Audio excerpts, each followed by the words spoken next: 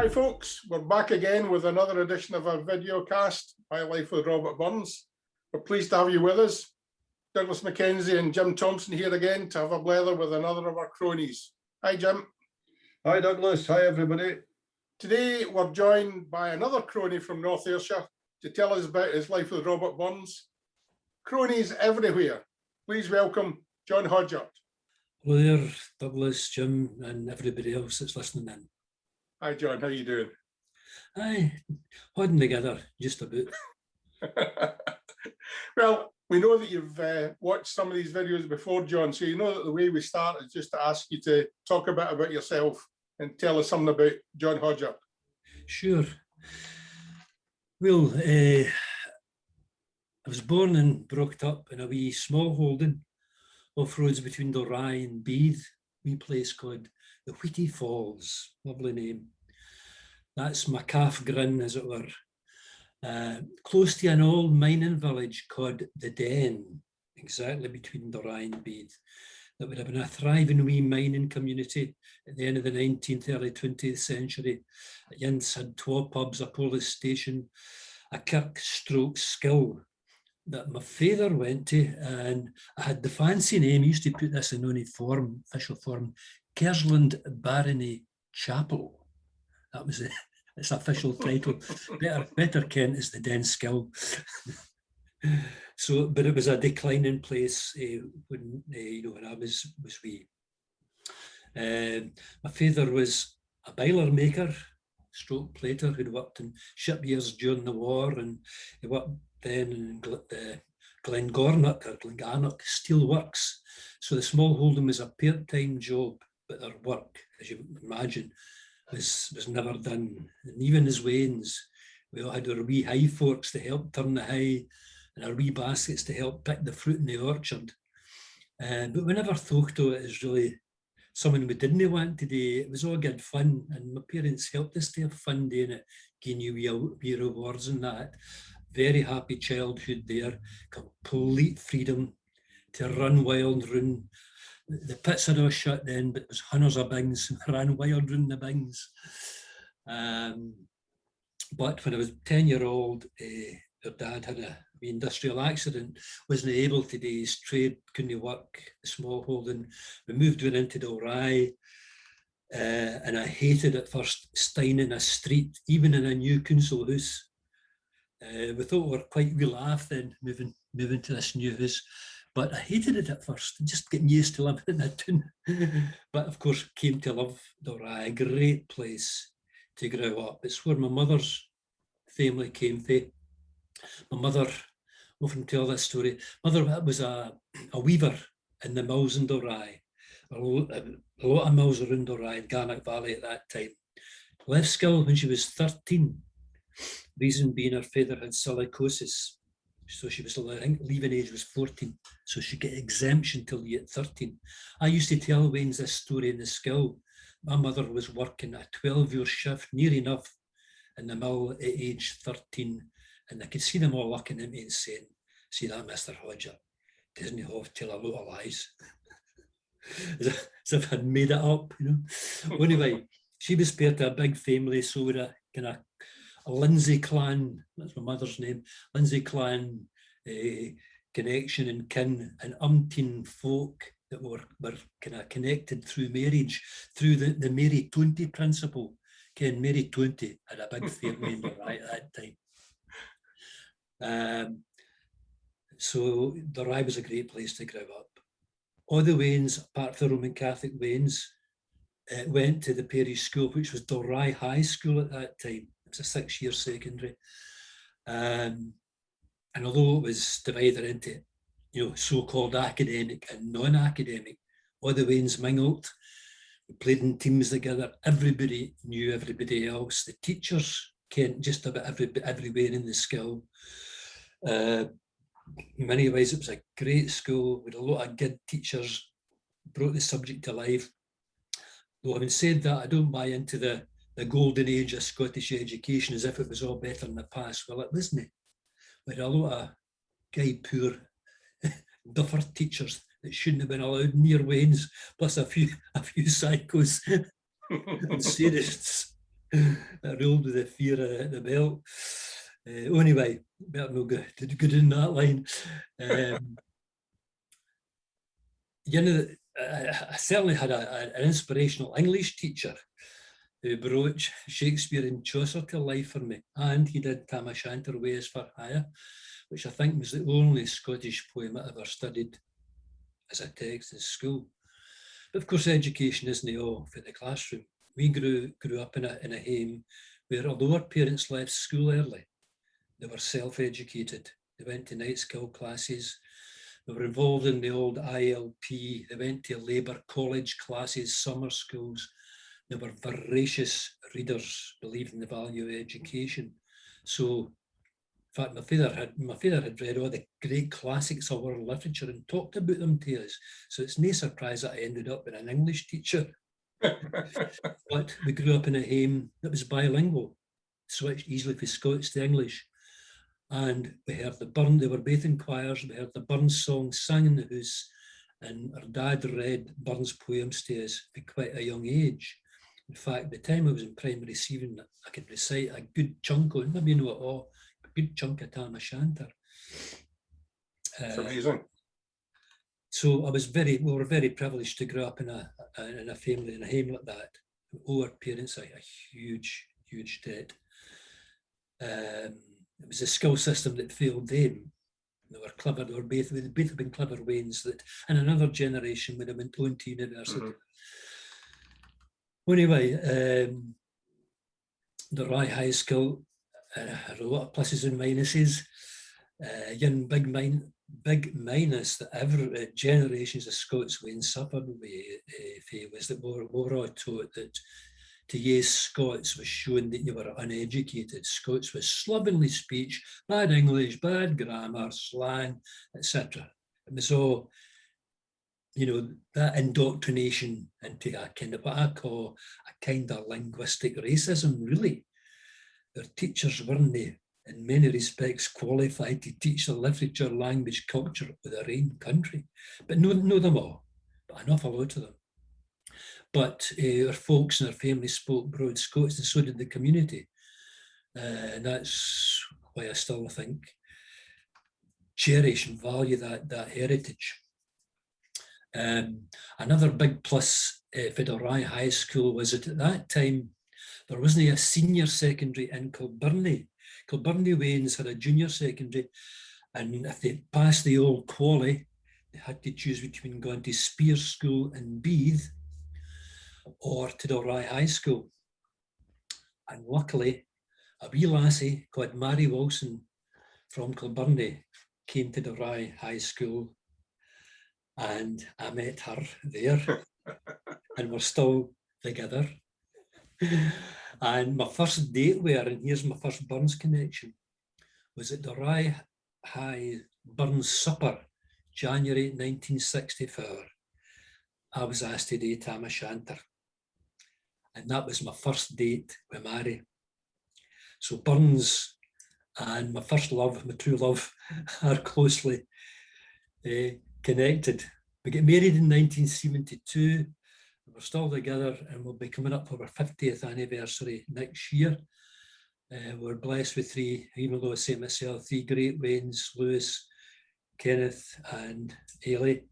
And Ailey has, his 12 brilliant wee grand wains, Finlay and Imogen, and they keep us busy. So we've been blessed through meeting each other at the Rye High School. So what age were you when you met? That age were when we met, right? I had just turned 16, and Mary had just turned 15, I think. She was a year below me at school. So a very long-lasting relationship. That's nice. Aye, it has indeed. We drifted apart a wee while when I was in first year at uni, but we came back together because I met her purely by chance one day in Sauchiehall Hall Street. Must have been fate.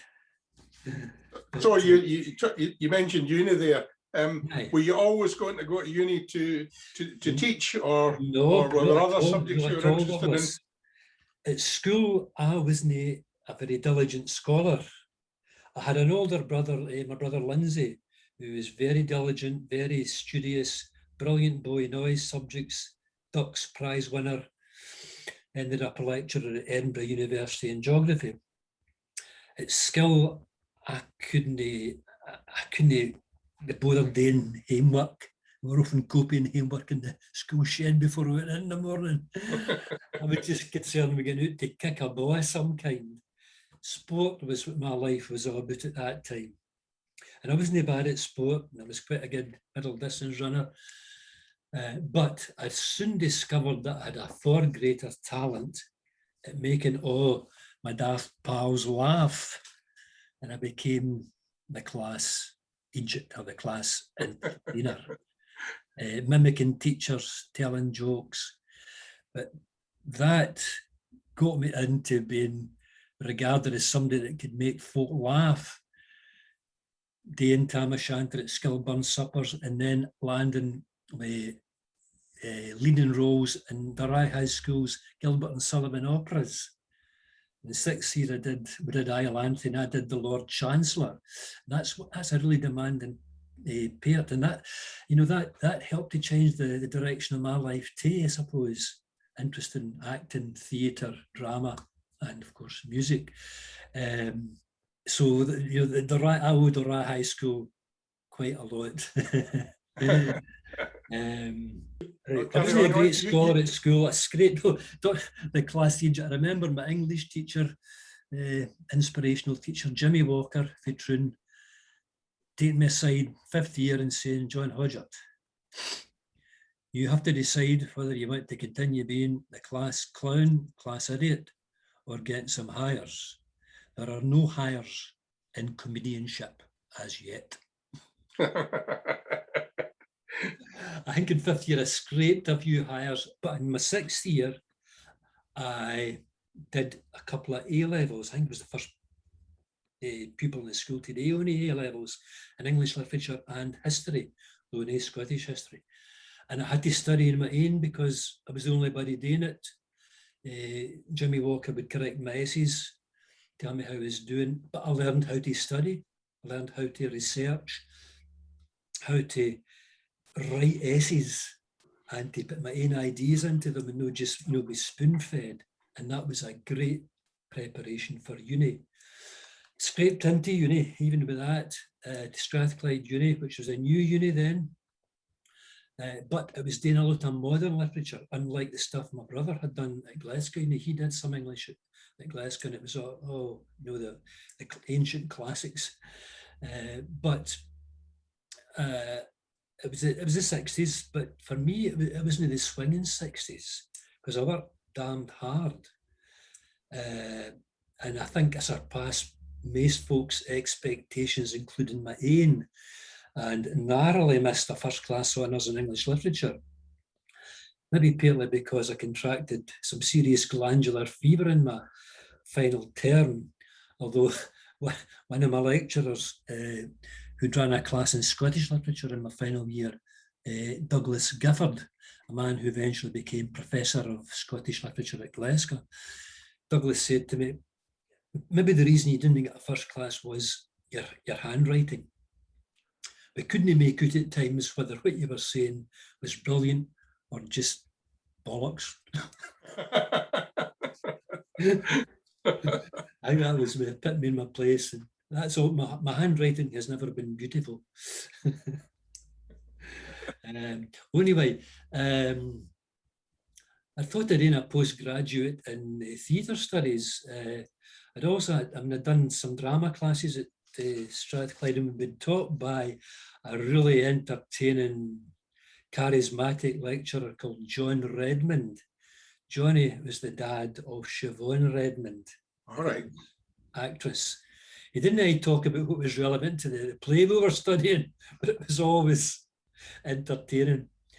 But anyway, I decided that in an honours degree in English would be a more secure vocation.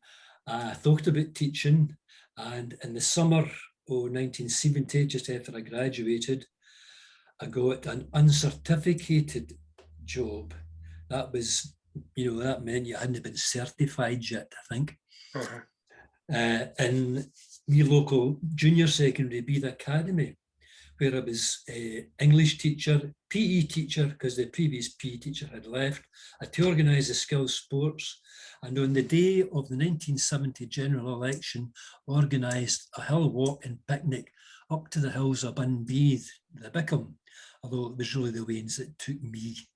It was a great day out. There's no health and safety in the days. It would just bring a piece, bottle of ginger, tell your mammy when you'll be back. And I had to carry a pair of a wee lassie most of the way back down in my back because she'd sprained her ankle. Oh dear. I'd probably get summons to the Education Authority for all that now. And then in the September, I get 3 or 4 weeks in Stevenson High School, which was just about to close and move out to the New York and Harvey Academy.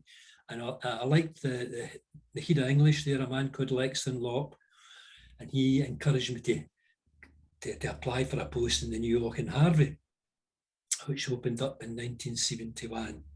And that's where I started my teaching career after my year at Jordan Hill. And that was a great place to start my career because, you know, it was a good balance of the old buffers and the staff and all the daft youngsters like myself who and naive enthusiasm, but it was the dawn of comprehensive education and then the skill raising the skill leaving age. And I was lucky to start off there. But after less than 3 years, I got a principal teacher's job in Garnock Academy, Kilburnie. Far too young. I was only 25, made a lot of mistakes and learned the hard way. But luckily, that same man, Lexton Lopp, had then become deputy rector at Garnock.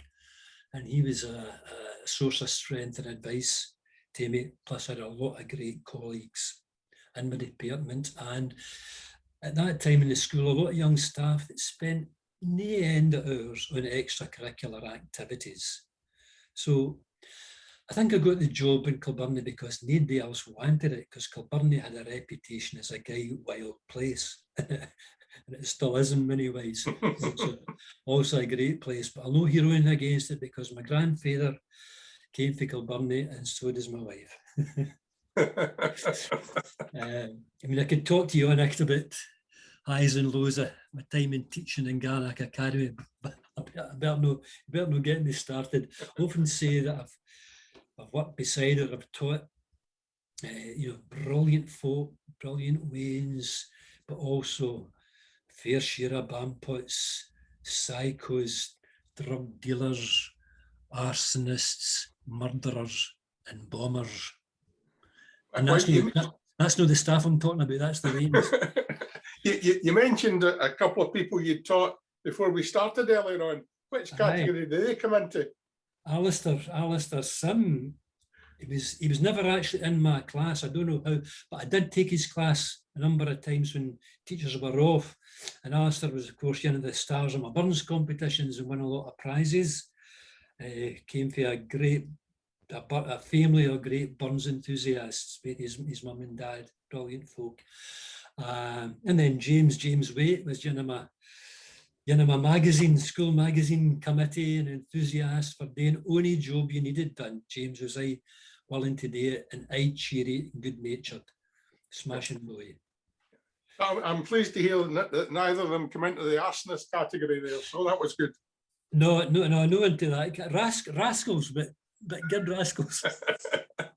Before we finish talking about you and move on to talking about Burns, did you continue with any of the acting afterwards, or is that part of the Burns story? Aye, well, I produced plays for a local drama group for about 12, 13 years, the Rye Community Drama Group. Again, a smashing group of folk, great enthusiasts for acting. And I think one of the finest things we ever did is we actually produced on the eve of the 1979 referendum, a play called The Chivy, The Stag and the Black Oil, written by great dramatist John McGrath, which tells the story of the Highland clearances, Scotland for the clearances up to the oil boom. It's quite political. But I'd persuaded them to do it before we knew there was going to be a referendum. It's quite a challenging thing for a drama group today, songs, music, and sketches. And but it was a great success, did it very well. But it caused a wee bit of a local stushy among some of the local politicians that didn't think we should be putting this on. But I got to the stage where having 3 teenagers and then both my wife's parents and my parents were elderly and would, a lot to cope with, I had to give it up. Yeah. Well, that's a good point for us to move on and talk about the influence Burns has had in your life, and I'll get Jim to start the conversation on that. John, you've told us you came to Burns early, and you talked about school Burns suppers. Is that how you first get involved in the Burns supper sort of area? It would be, Jim, although as I say, I grew up here in Burns and loving Burns from my parents. So somebody must have got to ken that I knew a lot of Tam O'Shanter, so I was asked to do it at the Rye High School Burns supper, and that was my first ever Burns supper. That's correct. You've mentioned Rye, and obviously you're from there, and you need to tell us a wee bit about the club there, because it's certainly unique. First invited to the Rye supper in '73 by Bill Hudson, who was manager of Roche Products in Rye. His daughter, his eldest daughter, was in my wife's class at school. She'd obviously heard me doing Tam O'Shanter, told her dad. He asked me to do it at a Scottish youth hostel Burns supper, I think the year before, liked it, brought me to the Rye supper, and told me, in fact, as far as he kent, it had never been done before, at least within living memory at Rye at that time. I was then invited as the club's guest for many years before I knew you had to fill in a form to actually apply, and I had to wait for a wee years to my turn come up. There was a big long waiting list at that time. Became a member, I think, 84 or 85, but about 10 years later, near enough. And have I performed at the suppers all the great dramatic poems, Holy Wally Tam, Holy Fair, Beelzebub, Twa Dogs and so on, and played in the club band, been a bit of a gut scraper, a fiddler as well, and I knew kind of organised the club band at the suppers. So a great club and a privilege and a great honour to be their chair. And it's a great pleasure to me to go back to the Rye and meet folk that I grew up with, and to meet former pupils, of course. The year I was chair, 2014, I also had the mad idea of producing the Jolly Beggars.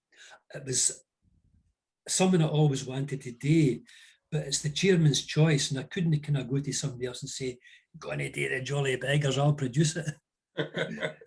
So the year I was chair, as if that's not enough on your plate, scripted, kind of arranged and produced the Jolly Beggars. A lot of work, but a great group of guys, some very talented singers and reciters, plus to twist a lot of arms of guys that maybe not a lot of experience or confidence at doing this sort of thing, but they surpassed their own expectations. And very, very proud of them. And we performed that a number of times, including at the Holy Fair in Mauchline and at the Burns Museum, where we put on a beggars show, Gangrel's show. First half was the Jolly Beggars, second half was other songs and verse about begging, drinking, and Hook Magandhi. Well, I saw it at Mauchline Kirk and thoroughly enjoyed it. It was a great performance. Mm-hmm. Aye, it's quite something, it's quite a big challenge for Burns guys. I think the biggest challenge was persuading some guys to squeeze into a dress, strap on a stuffed bra. Alistair seemed to take to it with relish, mind you. It with relish, and some of them started to quite like it. I was getting a bit worried about some of them. Well, obviously you're known for recitations, but Aye. if you were the class comedian, you must have been asked to do other things at Burn Suppers.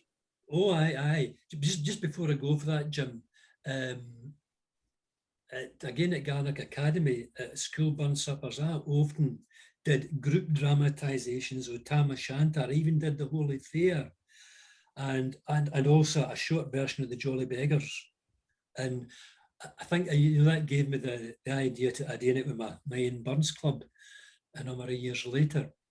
And we also did, a couple of years ago, did a group dramatisation of Tam O'Shanter. And again, it was, I thought they were terrific. I did the Tam, but a much reduced Tam. And then there's a person about it, as if we're sitting in the pub again, telling the story, and they were fed up hearing the story from me, and they kept butting in, Anyway, I jumped back to Burn Suppers. There was a time when I did For Too Many. I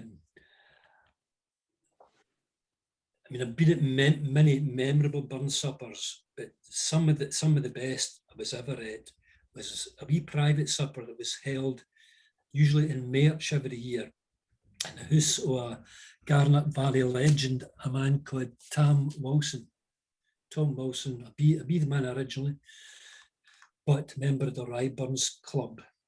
And to get invited to Tom's house, you had to be good at what you did.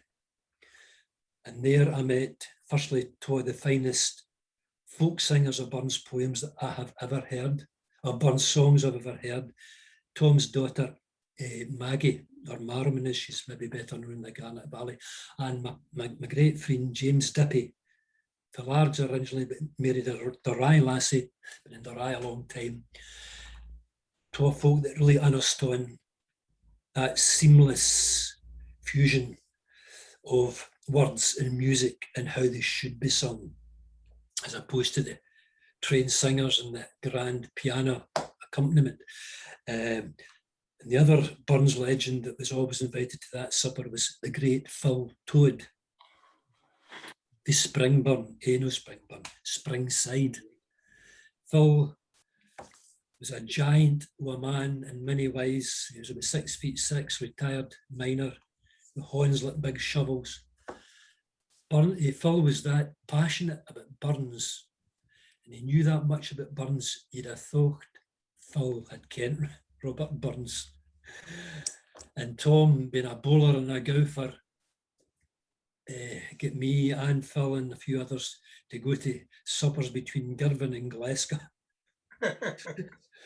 Too many at that time, and I had to start cutting back, and I think I got the reputation of being a bit choosy. I had to cut back in my drama and in my Burn Suppers, because I just, that was still in an age when folks smoked at Burn Suppers, and I would come, and not being a smoker, come home and my een nipping, my clays reeking, and I just couldn't do it with me. I had to start making up excuses, and I hated doing that. But for the sake of my health, I just couldn't do my job. Lost your voice. Well, I hope you haven't got an excuse just now, because we'd really like it if you could give us a wee bit of a reading, if that's possible. Right. What I'll do, I've always loved all the great dramatic poems of Burns, the dialogues, the character voices, because to me they just lout off the page. Burns was, of course, a genius as a folk song writer, collector, one-man musical workshop, but he was a genius as a satirist.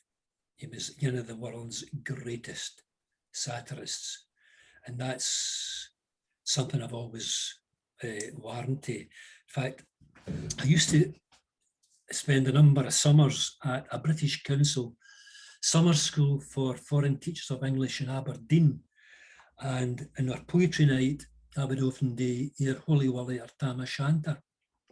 And I remember after doing Holy Wally one night, a wee group of teachers from Morocco in Algeria come up to me and said, "Wow, John, we know this man. We know him only too well." In other words, they saw their pious, hypocritical mullahs in Holy Willie. So, I mean, these satires still live, and don't forget the Unca Gid are still ways. For example, in a lot of the woke, censorious condemnation of certain things you can't talk about or can't criticise. I think at times now in the political forum, the thought police are out again, the Inquisition. And that has, to me, it's just a new form of the Unca Gid. So these great satires are still ways. And one of my favourites, of course, is the Holy Fair. That great love of contradictions and opposites combined side by side. And another that's rarely performed is Beelzebub, and I think that's a powerful political satire. Imagine the devil advising the political dictators, the scoundrels, charlatans, our own time, the Putins and the Trumps, that they're doing a great job, and I've got the best seat in hell reserved for you. Very, very contemporary in my mind. But what I'm going to do, I hope you don't mind, I'm going to read one of my own poems about Burns. Is that all right? Yeah, go for it. Yep. It's called Mauchlin's Bard. I did one set of poems about meanders round Mauchlin, including Turbouten and Failford. But I thought I'd do one about Burns himself, and I'll need to get the glasses on to read it because I'm going to go half by heart. Okay, Mauchlin's Bard. Most gills Burns boys rocht guy sair, on fair sae simple, meat sae rare. Hod and grey was what they'd wear on this plain holding, and as you maybe ken, most gill means the holding on the plain, this plain holding. Though Rab tied ribbons round his hair, with fashion moulding. The Mauchlin's bells and money a score, auld licht warnings he'd ignore. Jink to our Pussy Nancy's door, big angrel buddies, to join the wandering beggar corps and ora duddies. The rafters rang with sangs and clatter, with cairds and fiddlers he would natter, and rhymes and verses ran like water. It was his stage. And Mauchlin screeving many a satire, kirk in a rage. For auld like zeal burnt fiercely here, and held the countryside in fear. O Satan's temptations balked our dear with fornicators. But Moskil's bard lewd sangs in cheer, and was their beaters. For Rab the Rhymer aimed his lancers at holy willies and slicket chancers, Bible thumpers and pious prancers, the Unca Gid, siller lovers and self-advancers, and scriptures hid. But Mauchlin's elders venom nurse it, auld licht anger built and burst it, and Ayer's presbytery damped and cursed it. Oh, what a din! But Unca Gid were mocked and worsted, and that nae sin. Yet Mauchlin's Jean was gey sair smitten by Rab's Dorkin, his sangs and quipping. The session folked her armour slipping, and mourn to hell. But faithful Jean could ne'er help sipping for love's deep well. And though her Rab was ne'er a saunt, she bore the pain and many a taunt, but yet would I his braw sangs chaunt to other wains. Rab on his deathbed, pale and gaunt, a rickle o' banes. New Mauchlin's kirkyard is the lair, Wald and Fisher and Minniemere, where yins the held the holy fair, like kirkyard ghouls, bawling and screeching till lugs were sere, just ranting fools. Well, some believe is Mauchlin's boast, and Scotland's bards the annual toast. Some still say Burns in hell should roast, the filthy sinner. Some think he's a restless ghost, fear marks you manner. Yet, wise folk ken the bard was flawed, gay mortal, aye, and no a god. But his great poetry we'll aye haud close to our hearts. Poetic genius we should laud, and that's for certs. So yeah, that's my take on Burns and especially his satires. Excellent, well done. Need a wee drinker. It's just cocoa. Well, I mean, that's the old adage is that, you know, he was born in Alloway, but he lived in Mauchline. And that just describes all these things that were going on in Mauchline at the time. Aye. It was the melting pot, wasn't it? It was the crucible. Yeah. Burns's crucible. Mm-hmm. It's kind of where he grew up, you know, where he. Aye. That's right. Burns was a lot to Mauchline, many ways. I was really interested in David Purdy's talk about Edinburgh and so on, and these great slides he did. And I'm sure if David was asked about this, he would agree that Edinburgh's influence on Burns was complicated and mixed. It did Burns as much harm as it did him good, and Burns was eventually scun up with Edinburgh. But yet, it promoted him on the national stage. And stopped him going to Jamaica, although I don't really believe he was ever really serious about going to Jamaica. It was a bolt hole or an idea when he was in serious trouble. But of course, Burns had to battle with Thompson, the Scots in his songs, to battle with the classically trained composers that wanted to improve the songs, and Burns detested that and resisted it. And that legacy is still there of improving the Burns songs. But of course, they weren't written for posh, genteel salons and grand arrangements. They're great folk songs. Well, we've been talking about Burns, but you really need to tell us about the language he wrote most of his works in, and that's the Scots language. I know you're really interested in that. Mm-hmm. Sure, aye.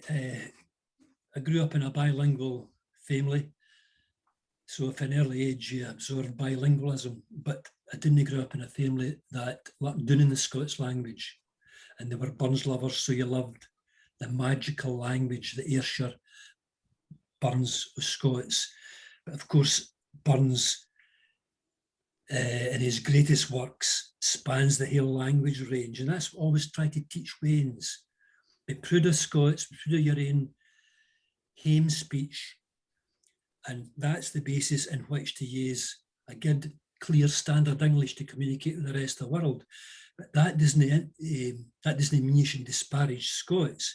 They're complementary to one another, and you'll never make Waynes confident speakers, never make them articulate if you mock and ridicule a native language. We're a multicultural, multilingual culture. We have been. And one of my great interests is place names. And I'm hoping to bring out a guide to place names and including an Ayrshire place names book.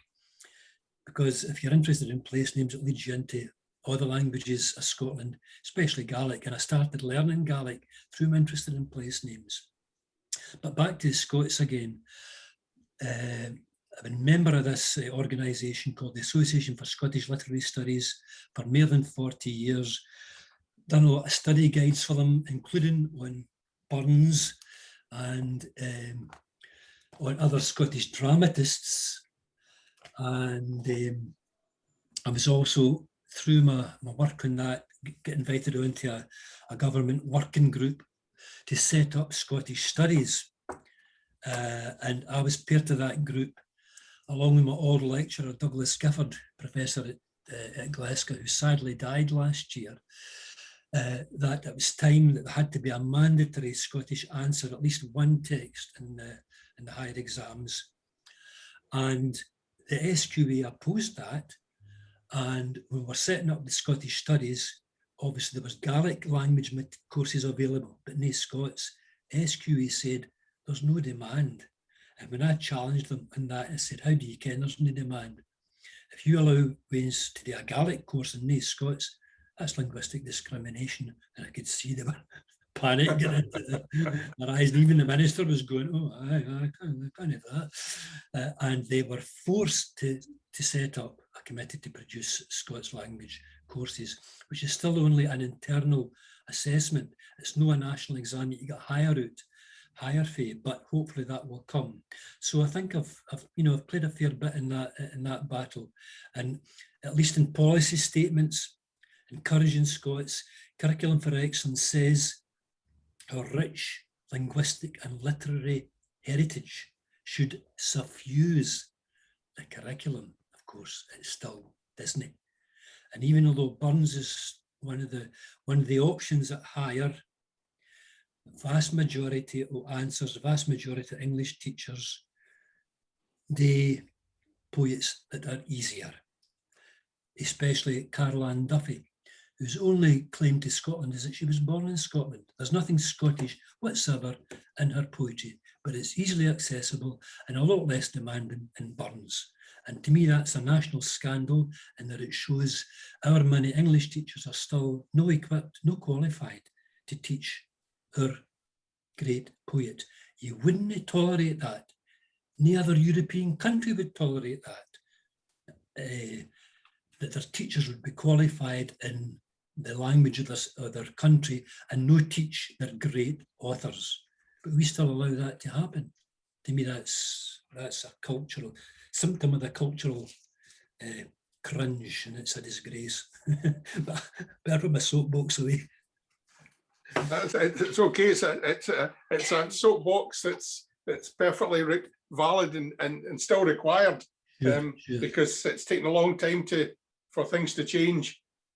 Aye. They need to change. They really need. I mean, if my old father was alive, most of the folk around about here wouldn't understand a word they talk. Aye. He spoke in Lowland Scots all the time. Aye. There's still a huge amount of ignorance about it, and a huge amount of snobbery about it, and there's still a huge amount of inferiority complex about it. We're not a confident nation until we're comfortable respecting our heritage in other languages, our native languages in our culture, Scots, Gaelic, and Scottish English, which is just a standard form of world English, but rooted in Scots and the place that they come from.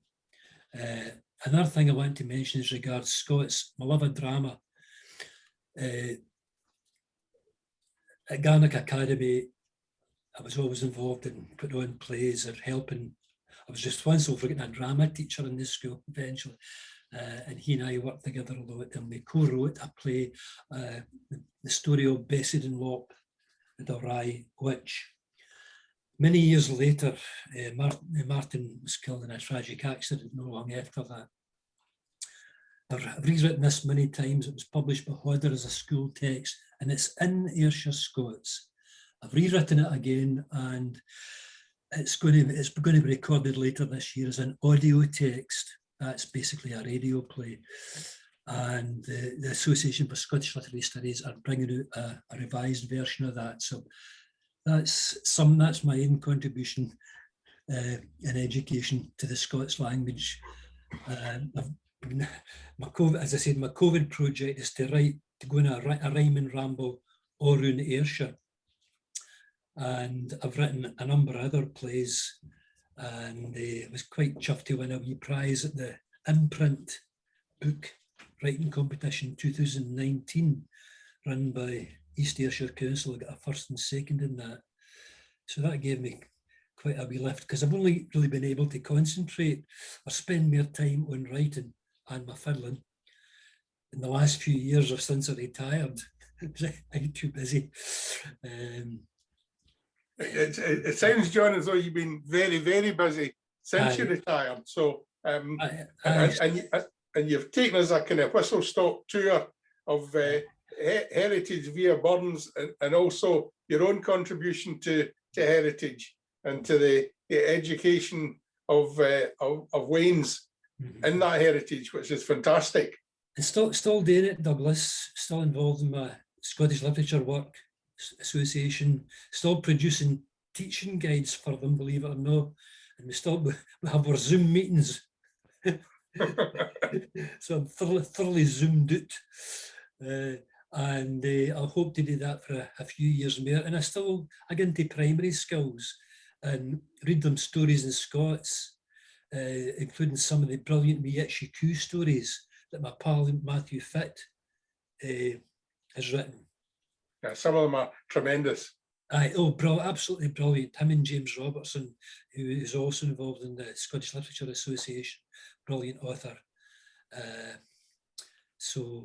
And I love doing that. And, you know, I was talking about this belief in the golden age of Scottish education. Not until late in my school career did I really enjoy going to school. I was a daydreamer and I was more interested in sport. When I get into these primary schools now, I see Waynes that are comfortable and happy. I see Waynes with a good relationship with their teacher, and the school is a happy looking place. Okay, I'm only a visitor, and the Waynes love you telling them a story. Fantastic. And when it's in Scots, I get even greater kick that they're understanding it. Sometimes I have to explain bits, but it gets across to them, brings it to life for them. And that gives you a huge lift. Fantastic. And we've loved you telling us your story tonight. So it just leaves me with the honour of saying thank you very much for giving us your time and telling us about your life with Robert Burns. Thanks, John. Well, my apologies if I've rambled on a bit too long. I could have talked all night to you. We could have talked all night. You'll be awful glad I didn't.